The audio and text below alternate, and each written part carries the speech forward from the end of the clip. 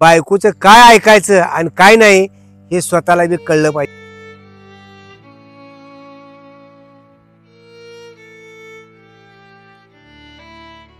बघा तुमच्या भावाचा रुबाब.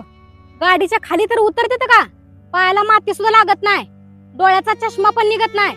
मला काय ती माहित नाही. काय व्हायचं ते होऊ द्या. आज तुम्ही जाऊन त्यांना बोला.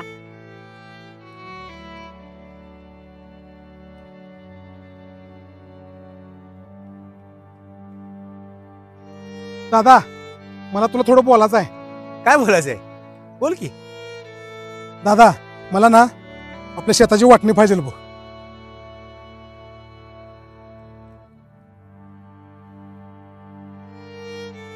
संजू, तुला तुझी बायको काय बोलली का? हे बघ, काय बायका अशा असते त्या की भावाभावाचं व्यवस्थित चाललेलं त्यांना बघवत नाही. भावाभावात कशी फूट पाडायची ह्यासाठीच त्या टपून बसलेल्या असतात. अरे बघ, बायकोचं काय ऐकायचं आणि काय नाही हे स्वतःला बी कळलं पाहिजे. लक्षात घे. मला माहित आहे तू दिवसभर उन्हात तानात राबतो, कष्ट करतो. त्या कष्टाची जाणीव मला हाय रे.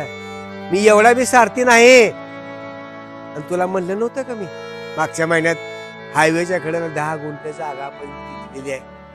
उद्या त्या जागेची खरेदी आहे आणि ती जागा मी तुझ्या नावाने खरेदी करायला लागलोय हे मी सांगायला राहण्यात आलो. काहीतरी बायको शिकवते. दादा खरंच दादा मला क्षमा करा र. दादा तुझं डोंगरा एवढं मन मी नाही ओळखू शकलो र. आज मी माझ्या बायकोचं ऐकून खूप मोठा अनर्थ करायला चालू होतो. आपल्या एक घराचं तुकडं करायला चालू होतो. दादा दादा मला क्षमा कर, मला माफ कर दादा. मी पुन्हा असं कधीच तुला बोलणार नाही दादा.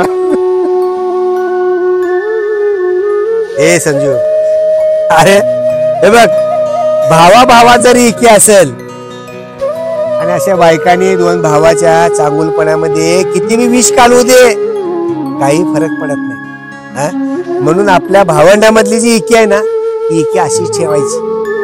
या बायका संच ऐकायचं नाही रे. आपल्याला घर पुढे न्यायचं आहे का नाही? जा बघू, लय मनावर घेऊ नको, जा.